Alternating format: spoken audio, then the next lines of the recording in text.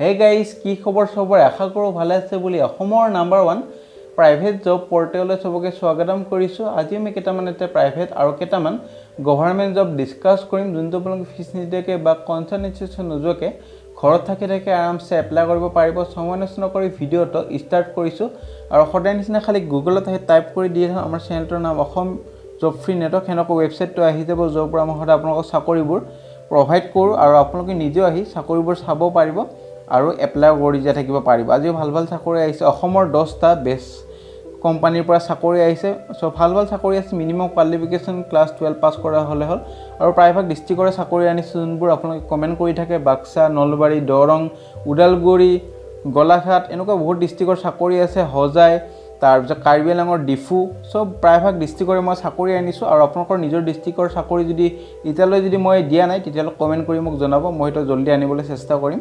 তাৰপিছত আপোনালোকৰ আহিছে আপোনালোকৰ CPP IPR সোনাপুৰৰ পৰা ভ্যাকেন্সি মই দেখাই দি আছো ডিটেইলছত খালি মিনিমাম কোৱালিফিকেশন এটো পোষ্টৰ কাৰণে খালি ক্লাস 10 পাস কৰা হলে হল। সো ডিটেইলছত আমি ডিসকাস কৰি আছো আৰু যোৱা কালি ভিডিওটো চোৱা নাই চাই লব পাৰে। আমি পেকেজিং কোম্পানীৰ চাকৰি ডিসকাস কৰিছো FMCG কোম্পানীৰ আৰু ভাল পেকেজিং কোম্পানীৰ যোনবোৰ কোম্পানী আছে সেইবোৰ মই চাকৰি দিছো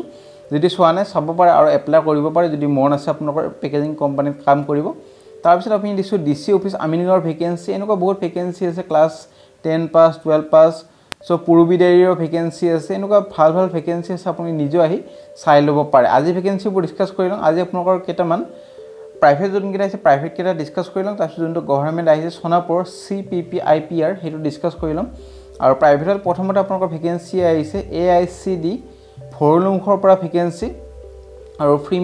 ফিমেল ব্ৰাঞ্চ এক্সিকিউটিভৰ ভ্যাকেন্সি এটা ভ্যাকেন্সি আছে এটো কাৰণে এক্সপেৰিয়েন্স হ'ব লাগিব কম্পিউটাৰ টিচিং এক্সপেৰিয়েন্স আগতে হ'ব লাগিব এবছৰ মান হলে হৈ যাব মিনিমাম লোকেশন হল ভৰলুমুখ গুৱাহাটী আৰু কেন্দ্ৰৰ আবেদন কৰিব আপোনাৰ কন্টাক্ট নম্বৰ দি আছে এটো কন্টাক্ট নম্বৰ যোগাযোগ কৰি ল'ব পাৰে হেইমতে পিছলৈ ইন্টাৰভিউ কাৰণে মাতে শৰ্টলিষ্ট কৰি ইন্টাৰভিউলৈ যাব লাগিব। আমি নেক্সট ভ্যাকেন্সি লৈ যাম। নেক্সট ভ্যাকেন্সি আপোনালোকৰ আহিছে হোটেল হেম্পিৰ পৰা ভ্যাকেন্সি ডিফু মানে কাৰ্বি আংলঙৰ পৰা ভ্যাকেন্সি আৰু যোনে কাৰ্বি আংলঙৰ পৰা ভিডিওটো চাইছে সবে যাতে শেয়াৰ কৰি আপোনালোকৰ নিজৰ ফ্ৰেণ্ড হৈতে আৰু ভিডিওটো লাইক কৰি দিয়ে যোনে কাৰ্বি আংলং বা ডিফুৰ পৰা চাই আছে যাতে মই এনেকুৱা ভিডিও বা কাৰ্বি আংলঙৰ জব পিছলৈ আনিবলৈ মন যায়। সো প্ৰথম ভ্যাকেন্সিটো আহিছে জেনাৰেল মেনেজাৰৰ ভ্যাকেন্সি এটো কাৰণে কোৱালিফিকেশন গ্ৰেজুৱেচন বা পোষ্ট গ্ৰেজুৱেচন হলে হল। তাৰপিছত আপোনালোকৰ পোষ্ট আহিছে ইণ্ডিয়ান চাইনিজ আৰু তান্দুৰ কুকৰ কাৰণে ভ্যাকেন্সি কমিছ মানে কুক হয় এটো এটা ভালকেখিনি চাই লব। নেক্সট ভ্যাকেন্সি আইছো আমি নেক্সট ভ্যাকেন্সি আপোনালোকৰ আহিছে সেটৱাৰ্ডৰ ভ্যাকেন্সি এটো কাৰণে বহুত মেল ফিমেল দুটাই এপ্লাই কৰিব পাৰিব এটো কাৰণে আপোনালোকৰ গ্ৰেজুৱেচন হ'ব লাগিব বা ক্লাস 12 পাস কৰা হলে হ'ব আৰু ফ্ৰন্ট অফিস এক্সিকিউটিভৰ কাৰণে ভ্যাকেন্সি আছে হাউসকিপিং ক্লিনাৰৰ কাৰণে ভ্যাকেন্সি আছে এটো কাৰণে খালি ক্লাস 10 বা ক্লাস 12 পাস কৰা হলে হল আৰু তললা আৰু ভ্যাকেন্সি আছে security guard with driving licence হ'ব লাগিব এখন ড্ৰাইভিং লাইসেন্স যিকোনো হলে হৈ যাব LMB হলে ভাল হয় আৰু এটো কাৰণে কোৱালিফিকেশন খালি ক্লাস 10 পাস কৰা হলে হল ডাইৰেক্ট ওয়াক-ইন ইন্টাৰভিউ যাব লাগিব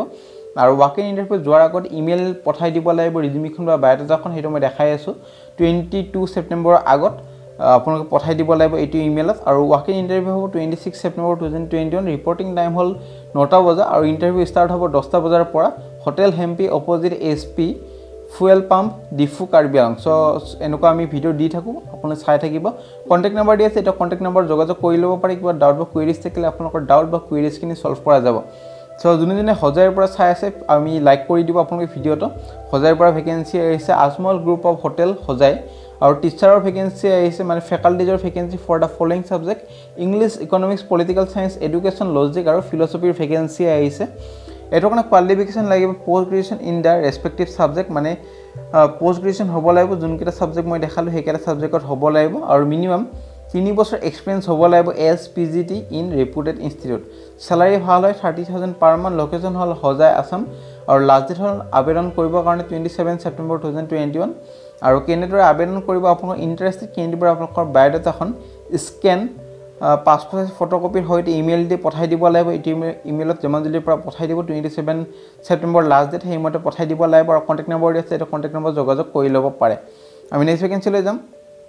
নেক্সট ভ্যাকেন্সি আপোনালোকৰ আহিছে গ্ৰেডিয়েন্ট IS ৰ পৰা ভ্যাকেন্সি এটো কাৰণে ফ্ৰন্ট এণ্ড ৰিসেপশনিষ্টৰ ভ্যাকেন্সি আছে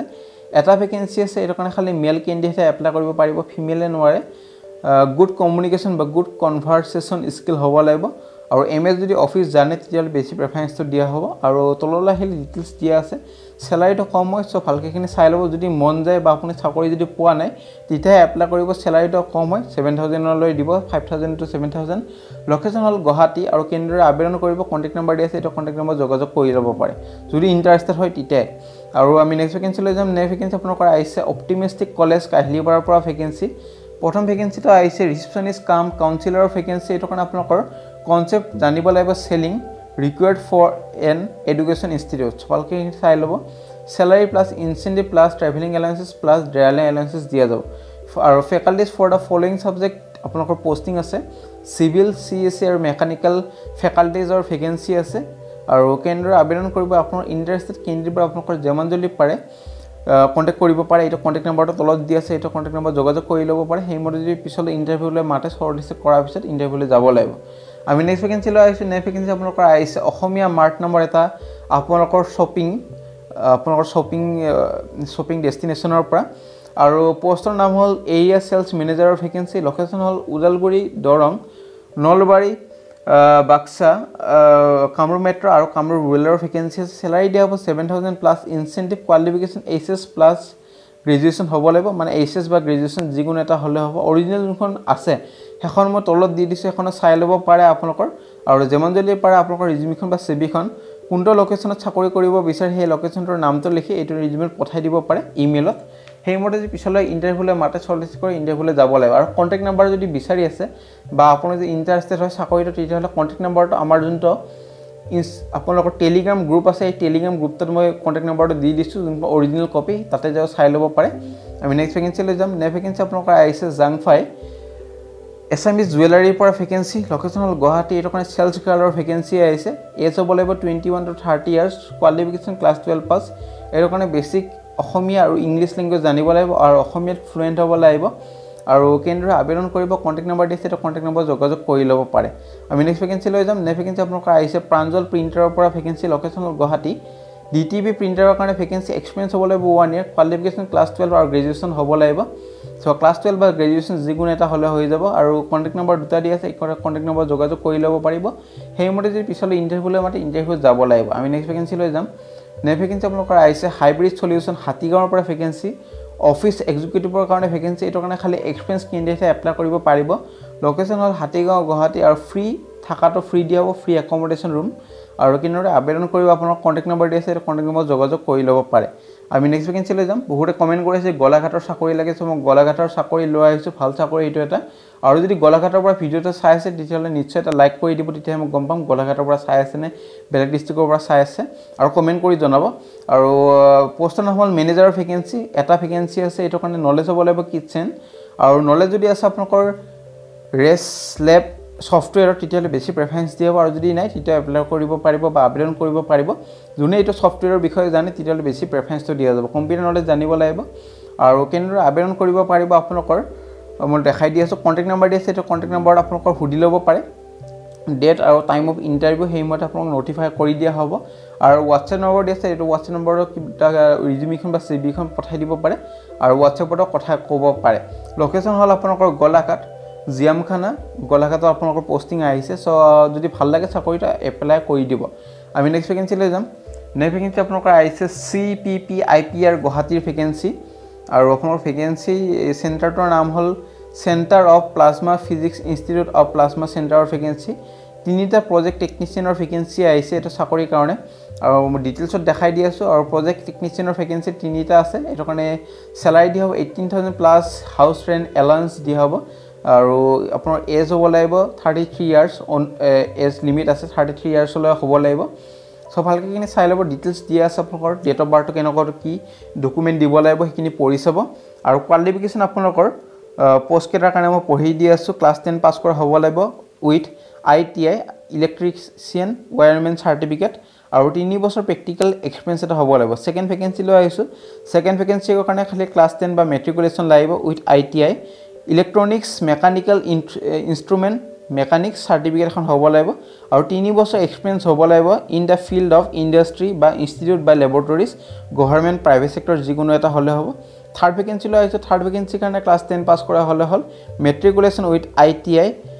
মেকানিষ্ট ফিটাৰ চাৰ্টিফিকেট হ'ব লাগিব আৰু 3 বছৰ ৰিলেভেণ্ট এক্সপিৰিয়েঞ্চ হ'ব লাগিব সিমিলাৰ ফিল্ডত ভালকৈ চাই ল'ব কেনেদৰে আবেদন কৰিব আপোনালোকৰ CPP IPR গুৱাহাটীত মই দেখাই দি আছোঁ আপোনালোকে ডাইৰেক্ট ৱাক ইন ইণ্টাৰভিউত যাব লাগিব 4 অক্টোবৰত আপোনালোকৰ ৱাক ইন ইণ্টাৰভিউ আছে